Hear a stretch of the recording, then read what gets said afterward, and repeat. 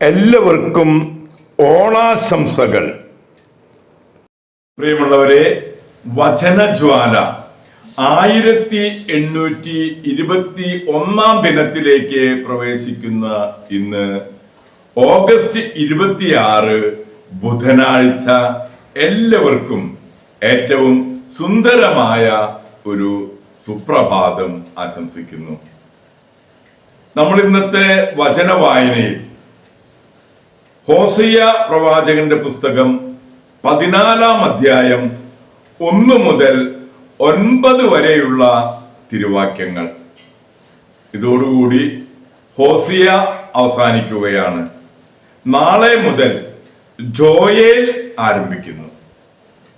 എല്ലാവർക്കും വചന വായനയിലേക്ക് സുസ്വാഗതം. അനുതാപവും നവജീവനും.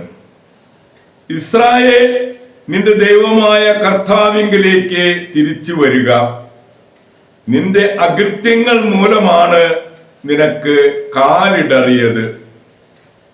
കുറ്റം ഏറ്റുപറഞ്ഞ് കർത്താവിന്റെ അടുക്കലേക്ക് തിരിച്ചു വരിക.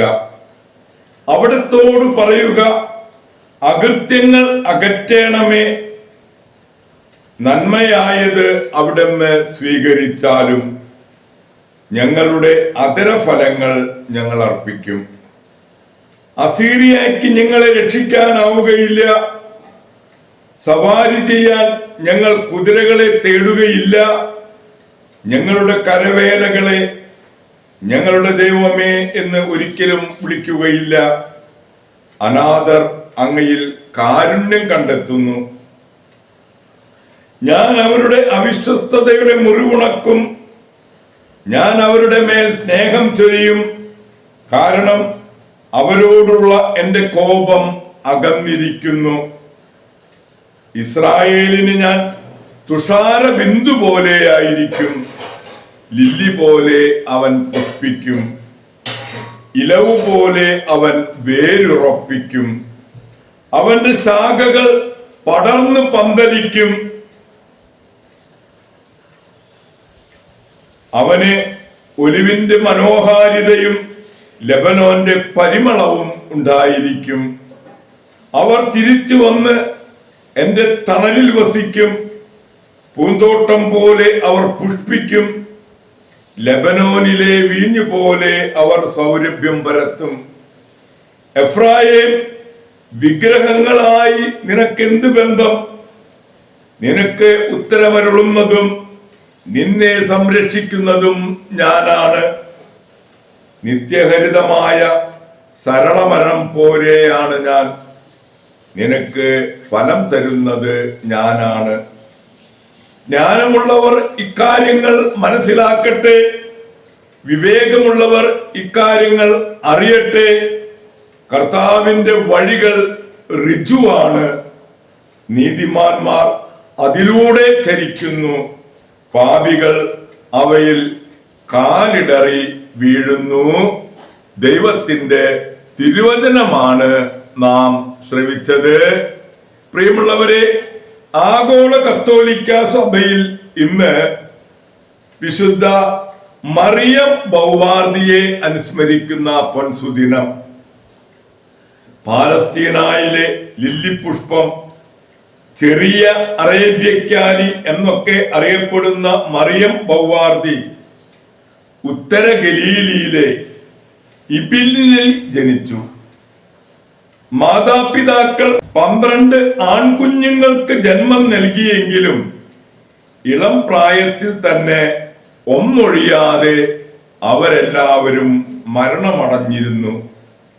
കണ്ണുനീരോടെ ഒരു കുഞ്ഞിനായി പ്രാർത്ഥിച്ചുകൊണ്ട് അവർ പലസ്തീനായിൽ നിന്നും ബെത്ലഹേമിലേക്ക് കാൽനടയായി തീർത്ഥാടനം നടത്തി. യേശുവിന്റെ തിരുജനനത്തിന്റെ ഗ്രോട്ടോയിൽ പ്രാർത്ഥിച്ചു. ഒരു പെൺകുഞ്ഞിനായി പരിശുദ്ധ കന്യകയോട് പ്രാർത്ഥിച്ചുകൊണ്ട് കുഞ്ഞിനെ മറിയം എന്ന് പേരിടുമെന്നും ദൈവ ശുശ്രൂഷയ്ക്ക് സമർപ്പിക്കുമെന്നും നേർച്ച നേർന്നു. അവളുടെ കണ്ണുനീരിനും പ്രാർത്ഥനയ്ക്കും മറുപടിയായി 1846 ജനുവരി 5 പ്രത്യക്ഷീകരണ തിരുനാളിന്റെ തലേനാൾ മറിയം ജനിച്ചു. തുടർന്ന് ബുലോസ് എന്നു പേരായ ഒരു ഇളയ സഹോദരൻ കൂടി ജനിച്ചു. എങ്കിലും അധികം വൈകാതെ മാതാപിതാക്കൾ രണ്ടുപേരും മരണമടഞ്ഞു. രണ്ടാമത്തെ വയസ്സിൽ മറിയം അനാഥയായി തീർന്നു.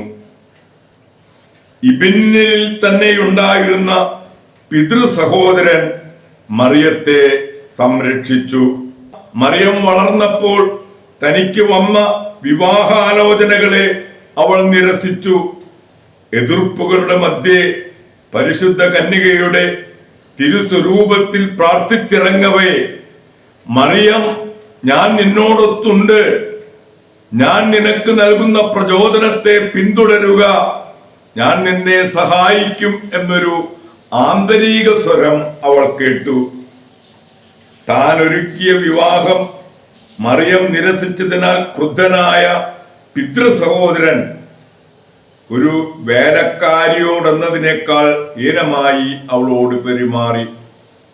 താർഷീഷിലായിരുന്ന തന്റെ സഹോദരൻ ബുലോസിനെ വിവരമറിയിക്കുന്നതിനെ മറിയം തീരുമാനിച്ചു.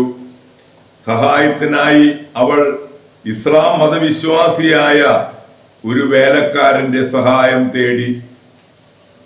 പരീക്ഷീണയായ ഒരു യുവതിയുടെ വികാരങ്ങളെ മുതലെടുത്തുകൊണ്ട് അവളെ അയാൾ ഇസ്ലാം മതത്തിലേക്ക് ക്ഷണിച്ചു. ആ ക്ഷണം നിരസിച്ച മറിയത്തെ അയാൾ ആക്രമിച്ചു. വാടൂരി അവളുടെ കഴുത്തിൽ വെട്ടി. മാരകമായി മുറിവേറ്റ മറിയം മരിച്ചു എന്ന് കരുതി അവളെ ഇടമാഴിയുടെ ഇരുളിൽ ഉപേക്ഷിച്ചിട്ട് അയാൾ ഓടിപ്പോയി. എന്നാൽ നീലവസ്ത്രമണിഞ്ഞ് പ്രത്യക്ഷപ്പെട്ട പരിശുദ്ധ മറിയം അവളെ മരണത്തിൽ നിന്നും രക്ഷിച്ചു. ഒരു ഗുഹയിലെ സുരക്ഷിത സങ്കേതത്തിലേക്ക് മറിയം സംവഹിക്കപ്പെട്ടു. ഏകദേശം 1 മാസത്തോളം നീലവസ്ത്രമണിഞ്ഞ അജ്ഞാതയായ ഒരു നഴ്സ് അവളെ പരിരക്ഷിച്ചു. മുറിവ് സൗഖ്യമായപ്പോൾ ആ സ്ത്രീ അവളോട് പറഞ്ഞു, ഇനി ഒരിക്കലും നിന്റെ കുടുംബത്തെ നീ കാണുകയില്ല. ഫ്രാൻസിലേക്ക് പോയി അവിടെ ഒരു സന്യാസിനിയാകും. വിശുദ്ധ തെരേസായുടെ മകളാകുന്നതിന് മുൻപ് നീ യൗസേപ്പ് പിതാവിന്റെ ശിശുവായിരിക്കും. കാർമലിന്റെ ഒരു ഭവനത്തിൽ നീ സഭാവസ്ത്രം സ്വീകരിക്കും. രണ്ടാമതൊരു ഭവനത്തിൽ നീ വ്രതവാഗ്ദാനം നടത്തും. ബെത്ലഹേമിലെ 3-ാമത്തെ ഭവനത്തിൽ വെച്ച് നീ മരിക്കും. പ്രിയരെ, ഫ്രാൻസിൽ മർസെയിൽ എന്ന ഒരു സിറിയൻ കുടുംബത്തിന് സേവനമനുഷ്ഠിക്കവേ 18-ാം വയസ്സിൽ പ്രത്യക്ഷീകരണത്തിന്റെ വിശുദ്ധ ഔസേപ്പ് പിതാവിന്റെ സഹോദരിമാരുടെ സഭയിൽ പ്രവേശിച്ചു. മറിയത്തിനുണ്ടായ ആത്മീയ പാരവശ്യങ്ങളും പഞ്ചക്ഷതങ്ങളും അധികാരികളിൽ പലരെയും അസ്വസ്ഥരാക്കുകയും അവർ അവളെ തിരസ്കരിക്കുകയും ചെയ്തു. എന്നാൽ തുടർന്ന് തന്റെ നോവിസ് മിസ്ട്രസ് സിസ്റ്റർ വെറോണിക്കയോടൊത്ത് മറിയം പാവുലിലെ കർമ്മലീത്ത മഠത്തിൽ പ്രവേശിച്ച് ക്രൂശിതനായ യേശുവിന്റെ മറിയം എന്ന പേര് സ്വീകരിച്ചു. പാവുലിലെ കർമ്മട മഠത്തിൽ നിന്നും ഇന്ത്യയിലെ മംഗലാപുരത്ത് കർമ്മലാമഠം തുടങ്ങുന്നതിനായി എത്തിയ മറിയം 1871 നവംബർ 21 മംഗലാപുരം കർമ്മലീത്ത മഠത്തിൽ വെച്ചാണ് വ്രതവാഗ്ദാനം നടത്തിയത്. അവളുടെ പാരവശ്യങ്ങളും മൗലിക വരങ്ങളും പൈശാചിക ബാധ കൊണ്ടാണെന്ന് തെറ്റിദ്ധരിച്ച സഹസന്യാസികൾ മറിയത്തെ ഫ്രാൻസിലേക്ക് തന്നെ തിരിച്ചയച്ചു. സംഭവിക്കുന്നതെല്ലാം യേശുവിന്റെ ഹിതപ്രകാരമാണെന്ന് വിശ്വസിച്ച മറിയം ആരോടും വിരോധം പുലർത്തിയില്ല. 1875 ബെത്ലഹേമിൽ കർമ്മലീത്ത മഠം സ്ഥാപിക്കുന്നതിനായി മറിയം നിയോഗിക്കപ്പെട്ടു. അറബിക് ഭാഷ സംസാരിക്കുന്ന ഏക സന്യാസിനിയായിരുന്ന അവൾ എല്ലാ ജോലികൾക്കും മേൽനോട്ടം വഹിച്ചു.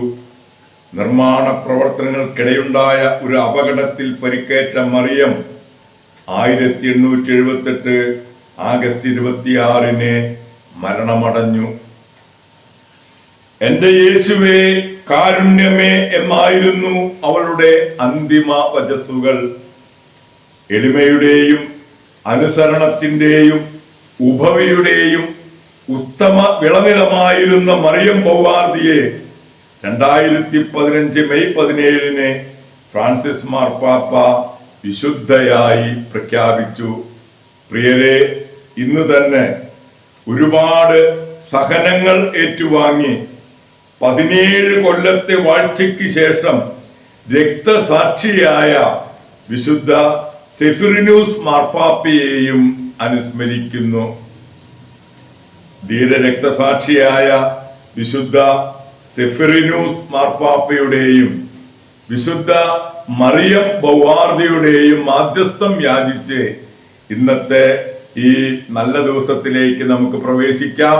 എല്ലാവർക്കും നല്ല ഒരു ബുധനാഴ്ച ദിവസം ആശംസിക്കുന്നു.